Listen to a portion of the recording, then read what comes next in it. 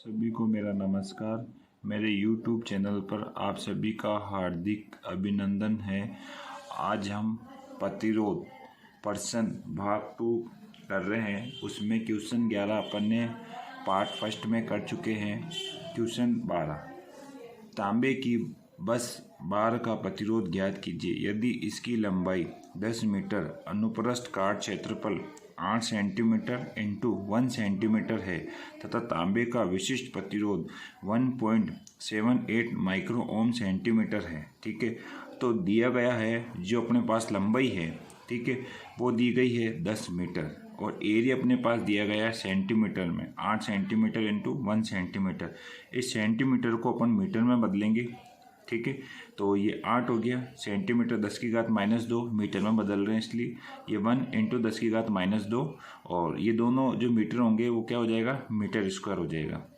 ये 8 हो गया और 10⁻², ये घातें दोनों जुड़ जाएगी, 10⁻4 हो जाएगी, यहाँ आ जाएगा मीटर स्क्वायर। ठीक है, अब रो है specific resistance 1.78 micro ohm centimetre है। इसको अपन को मीटर में बदलेंगे तो 1.78 माइक्रो की जो घात होती है 10⁻6, सेंटीमीटर को मीटर में बदलना इसलिए 10⁻2 हो जाएगा। ठीक है, तो अपने पास यहाँ क्या है, मान आएगा 1.78 और 10⁻6, 10⁻2, ये दोनों घातें आपस में जुड़ जाएगी तो अपने पास मान आ जाएगा 10⁻8 ओम मीटर।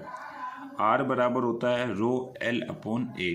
ठीक है, यहाँ पर जो रो का मान दिया गया है वो मान दिया गया 1.78 इंटू 10⁻8 इंटू लेंथ का मान दिया गया 10 अपॉन एरिया का मान दिया गया है 8 इंटू 10⁻4। ठीक है, जैसे ही इसको अपन सोल्व करेंगे तो इस अपने पास जो मान आएगा वो मान आएगा 2.225 इंटू 10⁻4 ओम मान आएगा। उसी प्रकार से क्वेश्चन नंबर 13, धातु ए का इलेक्ट्रॉन विश्रांति काल का मतलब होता है इलेक्ट्रॉन रिलैक्सेशन टाइम। ठीक है, 2.7 इंटू 10⁻4s और बी का है 1.35 इंटू 10⁻4 है और बी और ए की प्रतिरोधकता का अनुपात कितना होगा। ठीक है, तो यहाँ अपन जो मान कर रहे हैं, ठीक है, अब इसमें क्या होगा, जैसे जो विश्रांति काल होता है जिसे इलेक्ट्रॉन रिलैक्सेशन टाइम बोलते हैं वो चालकता के क्या होता है, समानुपाती होता है। ठीक है, तो इसलिए T समानुपाती G, क्योंकि जो चालकता होती है उसको कंडक्टेंस होता है जिसको G से व्यक्त करते हैं। ठीक है, R बराबर हमेशा अपन को पता है प्रतिरोध, ये चालकता का हमेशा रेसिप्रोकल मतलब ये उल्टा होता है चालकता। ठीक है, बराबर 1 अपॉन विश्रांति काल। ठीक है, तो अपन यहाँ पर जो मान ले रहे हैं R1 का मान है 1 अपॉन T1। ठीक है, और R2 का मान है 1 अपॉन T2। ठीक है, जैसे ही इनको पूरा सोल्व करेंगे तो अपने पास आ जाएगा R2 अपॉन R1 बराबर T2 अपॉन T1, और जो T2 का मान है वो 2.7 इंटू 10⁻4 और T1 का मान है 1.35 इंटू 10⁻4। 10⁻4 एक दूसरे से कैंसिल हो जाएंगे। 1.35 का भाग 2.7 में करते हैं तो अपने पास मान आएगा 2। इस प्रकार से क्वेश्चन नंबर 14, निम्न में से कौन सा विशिष्ट प्रतिरोध का सूत्र है। तो प्रतिरोध R बराबर होता है रो L अपॉन A। रो का मतलब होता है स्पेसिफिक रेजिस्टेंस जिसे बोलते हैं विशिष्ट प्रतिरोध। एल का मतलब होता है लेंथ ऑफ कंडक्टर, चालक की लंबाई। ए क्रॉस सेक्शन ऑफ एरिया जिसे बोलते हैं अनुप्रस्थ काट का क्षेत्रफल।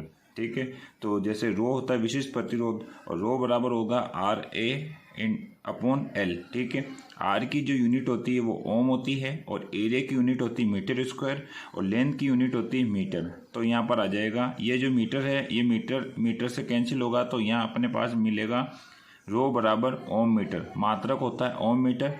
उसी प्रकार से क्वेश्चन नंबर 15, यदि समान पदार्थ और लंबाई के दो तारों की प्रतिरोधकता क्रमशः 5 ओम और 20 ओम है तो दोनों तारों की त्रिज्याओं का अनुपात क्या होगा। तो R1 का मान दिया गया 5 ओम, R2 का मान दिया गया है कि 20 ओम, त्रिज्या है R1 R2 अपन को यहाँ पर ज्ञात करनी है। तो R बराबर होता है रो L अपॉन A, दोनों तारों की त्रिज्याओं का अनुपात। ठीक है, पहले ये देख लो कि जो क्षेत्रफल होता है, क्षेत्रफल का जो फॉर्मूला होता है पाई R स्क्वायर होता है। ठीक है, या R1 अपॉन R2 किया है। R1 का मान जो दिया है रो L अपॉन एरिया का जो मान था वो यहाँ मैंने रख दिया है पाई R स्क्वायर, ठीक है। और इधर है R2 रो स्क्वायर पाई R2 का स्क्वायर हो गया, ठीक है। तो यहाँ पर पता है जो रो L से रो L कैंसिल हो जाएगा, अपने पास R1 अपॉन R2 का मान बचेगा 1 अपॉन पाई R1 स्क्वायर और upon 1 upon pi R2 square, ठीक है। अब पाई से पाई कैंसिल हो जाएगा, ठीक है। तो यहाँ बचेगा R2 square upon R1 square. R2 का जो मान अपने पास दिया गया है वो मान है 5 ओम दिया गया है, ठीक है। और R1 का मान है 20 और ये वापस वही मैंने लिख दिया है R2 स्क्वायर और upon R1 square. R2 upon R1 करते हैं, स्क्वायर हटाते हैं तो ये 5 अपॉन 20 के अंडरूट आ जाएगा और इसको 5 से कैंसिल करते हैं तो 1 अपॉन 4 आ जाएगा। और उसके बाद है कि जैसे इसको सोल्व करते हैं तो अपने पास आ जाएगा R2 अपॉन R1 बराबर 1 अपॉन 2 मान आ जाएगा। तो त्रिज्या होगी R1 समान अनुपात R2, तो यह मान आ जाएगा 2:1 आ जाएगा। इसी प्रकार से क्वेश्चन नंबर 16, दो तंतु बी और सी में एक ही क्रॉस सेक्शन में है और वे समान पदार्थ से बने। RA बराबर 500 एंड RC बराबर 100 ओम से कितना गुना लंबा है, ठीक है। तो यहाँ दिया गया है तंतु बी का प्रतिरोध RB बराबर 500, तंतु सी का प्रतिरोध RC बराबर 100 ओम है। तो R बराबर रो L अपॉन A, तो जो रजिस्टेंस होता है वो हमेशा लंबाई के समानुपाती होता है, ठीक है। अतः RB अपॉन RC, ठीक है। और ये जो लंबाई के समानुपाती है तो यहाँ लिख दिया LB अपॉन LC। LB का जो मान दिया गया 500, LC का मान दिया गया 100, ठीक है। अपन को अब जैसे ही इसको करते हैं तो 100 का 500 में करते हैं तो यहाँ मान आएगा 5, ठीक है। तो यहाँ आ जाएगा LB बराबर 5 LC। तो अतः तंतु B और C से कितना गुना होगा, 5 गुना होगा।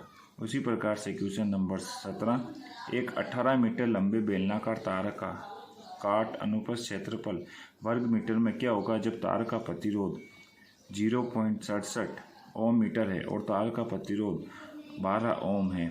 तो दिया गया है लंबाई बराबर 18 मीटर, ठीक है। और यहाँ पर जो दिया गया है रो बराबर 0.67 ओम मीटर, प्रतिरोध R बराबर 12 ओम, क्षेत्रफल ज्ञात करना मतलब यहाँ एरिया ज्ञात करना है। R बराबर रो L अपॉन A होता है, ठीक है। और एरिया बराबर होता है रो L अपॉन R। जो रो का मान दिया गया 0.67 और लेंथ का मान दिया गया है 18 मीटर, ठीक है। और रेजिस्टेंस का मान दिया गया 12। जैसे इसको सोल्व करते हैं तो अपने पास आएगा एरिया बराबर 1 मीटर स्क्वायर। प्रकार से क्वेश्चन नंबर 18, एक ही प्रतिरोधकता के दो तार समान लंबाई के हैं। एक तार का अनुप्रस्थ क्षेत्रफल दूसरे तार का 2 गुना है।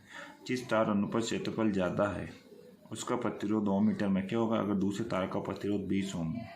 देखो दिया गया है जो लंबाई है L1 बराबर L2, ये लंबाई होगी बराबर है।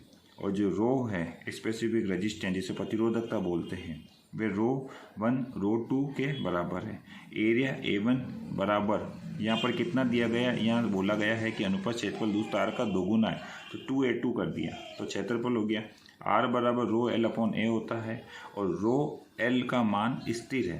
तो जो R विलोमानुपाती होता है 1 अपॉन एरिया के, ठीक है। तो यहाँ मैंने कर दिया R1 अपॉन R2, ठीक है, बराबर A2 अपॉन A1 आ जाएगा जैसे इसको सोल्व करेंगे तो। उसके बाद R1 और R2 का मान अपने पास दिया गया है। R2 का मान कितना दिया गया है, दूसरे तार का प्रतिरोध 20 ओम है तो इसलिए मैंने यहाँ R2 का मान 20 रख दिया है, A1 कर दिया। और ये A2 का मान क्या है, जो A2 का मान बराबर किसके बराबर है, A1, जो यहाँ मैंने A1 किया गया है। और यहाँ पर देखो कि जो ये मान दिया गया है कि इसमें यहाँ पर मैंने रखा है 2A1 रखा है, ठीक है। तो R बराबर कितना हो जाएगा 10 ओम, ठीक है। उसी प्रकार से क्वेश्चन नंबर 19, किसी समांतर क्रम में n प्रतिरोधक जुड़े हैं और प्रत्येक प्रतिरोध का मान R है और उनका समतुल्य प्रतिरोध X है। जब इन n प्रतिरोधों के संकला मतलब सीरीज में जोड़ा जाता है तो इनका कुल प्रतिरोध क्या होगा। यदि समान n मान के प्रतिरोधों को समांतर में जोड़ा जाए तो समतुल्य प्रतिरोध x बराबर R अपॉन n होगा, ठीक है। यदि इन्हें सीरीज में जोड़ें तो तुल्य प्रतिरोध R बराबर n इंटू x होगा। प्रकार से क्वेश्चन नंबर 20, एक चालक जिसका प्रतिरोध R है खींचकर लंबाई में दोगुना कर दिया जाता है तो नए चालक में अब प्रतिरोध कितना होगा। यदि एक की लंबाई को खींचकर परिवर्तित किया जाए तो नया प्रतिरोध N² R होता है। ठीक है, तो R बराबर इन्होंने खींचा कितना है, दोगुना, तो यहाँ पर मान रख दिया 2², ठीक है, इंटू R, तो यहाँ रजिस्टेंस का मान हो जाएगा 4R। अर्थात यदि लंबाई दुगुना किया जाए तो प्रतिरोध हमेशा कितना गुना हो जाएगा, 4 गुना हो जाएगा। 21 2.5 सेंटीमीटर और 0.05 सेंटीमीटर, क्वेश्चन नंबर 21 है। 2.5 सेंटीमीटर और 0.05 सेंटीमीटर की आयताकार अनुप्रस्थ काट वाली कॉपर की 1 किलोमीटर की स्ट्रिप का मतलब होता है पत्ती के प्रतिरोध की गणना करें। माना रो कॉपर की प्रतिरोधकता है तो दिया गया है लंबाई 1 किलोमीटर, किलो को अपन व्यक्त करते 10⁻³ मीटर में। ठीक है, एरिया बराबर है 2.5 सेंटीमीटर इंटू 0.05 सेंटीमीटर। ठीक है, तो यहाँ पर मैंने लिखा है एरिया, इन दोनों को जैसे मल्टीप्लाई करते हैं तो 0.125 आएगा और सेंटीमीटर को मीटर में बदलना है, मीटर स्क्वायर में। ठीक है, तो यहाँ पर 10⁻⁻, इसकी -2 आ जाएगी, इसकी भी 10⁻⁻² आ जाएगी, तो यहाँ पर घातें जुड़ जाएगी, इस कारण से मान है 10⁻⁻⁴ मीटर स्क्वायर। R बराबर ρL/A, रो का मान अपन को रो ही दिया गया है। ठीक है, और जो अपने पास मान है लंबाई का, लेंथ का 10⁻³ यह मान दिया गया है एरिया का 0.125 इंटू 10⁻⁻⁴। जैसे ही इसको सोल्व करते हैं तो अपने पास आएगा R बराबर 80 रो। यहाँ ध्यान रखना, यहाँ मैंने मान लिया है मेगा ओम में लिया गया है। ठीक है, अगर अब है क्वेश्चन नंबर 22, अगर एक बेलनाकार तार की लंबाई, व्यास और तार की प्रतिरोधकता क्रमशः 4 मीटर और 0.2 मीटर और 0.4 ओम मीटर है तो उस तार प्रतिरोध ओम में क्या होगा। तो यहाँ देखना कि लंबाई दी गई है 4 मीटर और व्यास दिया गया है 0.2 मीटर और त्रिज्या बराबर होता है व्यास अपॉन 2। ठीक है, तो व्यास का मान दिया गया है 0.2 दिया गया है और अपॉन 2, तो जैसे इसको अपन भाजक करेंगे तो यहाँ मान आएगा 0.1 मीटर त्रिज्या का। प्रतिरोधकता बराबर दी गई है 0.4 ओम मीटर। R बराबर होता है ρL/A। ठीक है, बराबर ρL/, यहाँ एरिया का मान, इधर अपन ने एरिया का फॉर्मूला था πr², तो मैंने यहाँ एरिया का फॉर्मूला यहाँ रख दिया πr²। जो इसके बाद रो का मान दिया गया 0.4, लेंथ का मान दिया गया 4, पाई का मान दिया गया 3.14 और त्रिज्या का मान दिया गया 0.1²। जैसे इसको सोल्व करते हैं तो अपने पास मान आएगा 51 ओम। प्रकार से क्वेश्चन नंबर 23, एक तार का प्रतिरोध क्या होगा जिसकी लंबाई 90 मीटर है, अनुप्रस्थ काट क्षेत्रफल 4 वर्ग मीटर है और विशिष्ट प्रतिरोध 5 माइक्रो सेंटीमीटर है। तो R बराबर ρL/A होता है, दिया गया है रो बराबर 5 माइक्रो ओम सेंटीमीटर में। ठीक है, 5 और माइक्रो को लिख दिया 10⁻⁻⁶। इसको जैसे ही मीटर में बदलते हैं तो 10⁻² कर दिया गया है। ठीक है, और यहाँ पर हो जाएगा, अब ये -6 और ये +2 है, तो जैसे ही इसमें क्या होगा, यहाँ 5 इंटू 10⁻⁻⁴ हो जाएगा। ठीक है, तो ओम मीटर में आ जाएगा मान। तो R बराबर रो का मान दिया गया 5 इंटू 10⁻⁻⁴ और अपने पास जो लेंथ का मान दिया गया है वो दिया गया है 90 मीटर। ये देखो, ये 90 मीटर और अपने पास है जो एरिया का मान है वो 4 वर्ग मीटर दिया गया है, तो ये 4 कर दिया गया। ठीक है, तो जैसे ही अब इसका अपन जैसे ही 4 का भाजक 90 में करते हैं, ठीक है, उसके बाद उसको 5 से मल्टीप्लाई करते हैं तो अपने पास मान आएगा 112.5 और इंटू 10⁻⁻⁴। ठीक है, तो अब जैसे इसको भी दोनों को आपस में गुना करते हैं तो मान आ जाएगा 0.0112 ओम आ जाएगा। अब है क्वेश्चन नंबर 24, यदि 1800 मीटर लंबे तार में 90 ओम प्रतिरोध होता है तो 300 मीटर लंबे तार का प्रतिरोध कितना होगा। दिया गया यदि आयतन समान है तो R समानुपाती L के होता है, तो यहाँ R1/R2 बराबर L1/L2। R1 जो मान दिया गया है वो दिया गया है 90 ओम और L2 का मान जो दिया गया है वो मान दिया गया है, L1 का मान दिया गया है 1800 मीटर और L2 का मान दिया गया 300 मीटर। तो अपन को मान ज्ञात करना है R2 का। ठीक है, तो यहाँ हो जाएगा R1 इंटू L2/L1। R1 का मान दिया गया 90, L2 का मान दिया गया 300, L1 का मान दिया गया 1800। ठीक है, तो जैसे इसको सोल्व करते हैं तो अपने पास मान आ जाएगा R2 बराबर 15 ओम। प्रकार से क्वेश्चन नंबर 25, एक निर्धारित कार्बन प्रतिरोध के रंग बैंड लाल, भूरे, सुनहरे और रजत है तो इनके प्रतिरोध का मान क्या होगा। ये वाली जो मैं यहाँ पर मैं इसको ट्रिक से सोल्व कर रहा हूँ। आप चाहे तो इसको और समझना है अच्छे से कलर कोडिंग को तो आप मेरी पुरानी वीडियो में देख सकते हैं। जैसे ये लाल होता है इसको 2 से दर्शाते हैं, ठीक है। भूरे को दर्शाते हैं 1 से, सुनहरे को दर्शाते हैं 10⁻⁻1 से, ठीक है। और रजत को बोलते हैं सिल्वर। इसका जो टॉलरेंस होता है ±10% होता है, ठीक है। तो यहाँ पर जो भी फर्स्ट नंबर होता है रेड, जैसे अभी यहाँ दिया गया फर्स्ट नंबर रेड और सेकंड नंबर दिया गया भूरा, तो रेड का जो मान होता है 2 और भूरे का मान, ये आपस में क्या होता है, इन दोनों को पास में वैल्यू रखी जाती है। और जो तीसरा जो अपने पास होता है डिजिट, उसको गुणा में मल्टीप्लाई में लिखा जाता है 10⁻⁻1। और जो लास्ट वाला फोर्थ होता है टॉलरेंस, उसको ±10%, ठीक है।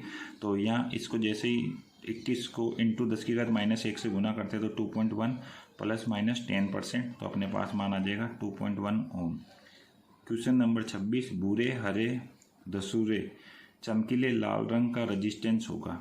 तो भूरा का मान दिया गया भूरा का मान है 1 और हरा का मान दिया गया 5 और दूसरे को बोलते हैं सलेटी कलर जिसका मान दिया गया 8।